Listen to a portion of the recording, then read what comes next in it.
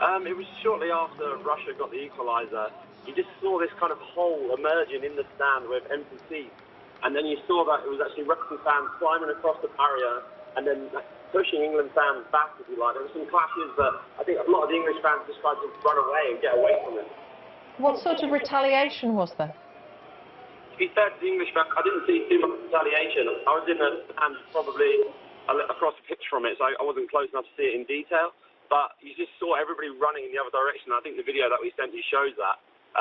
Even people climbing across like a banner to try and escape from the Russian fans running towards them. It seemed like the safest thing to do was to kind of run across a barrier which had like a drop underneath it.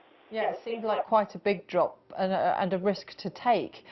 What sort of security presence was there in the stadium as far as you could see? Because obviously there'd been a lot of police out on the streets before the match.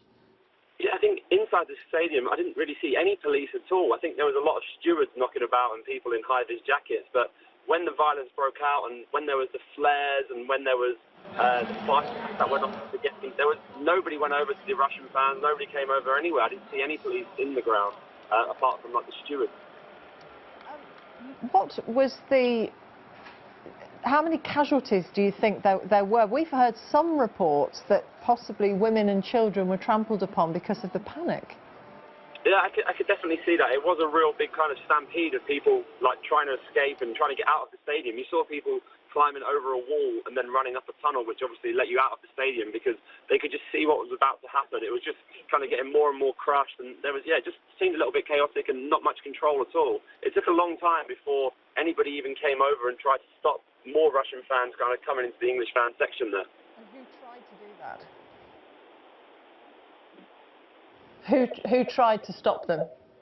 I think you saw some stewards. I couldn't see if there was actually police that came in, but you just saw people running around the pitch.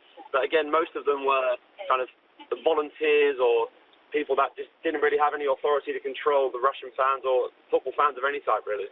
Obviously, sometimes pictures, be they photographs or video footage, it appears that there are a huge number of people involved in violence like this, and it can just be a small handful that cause a lot of trouble. How many do you think were involved in it?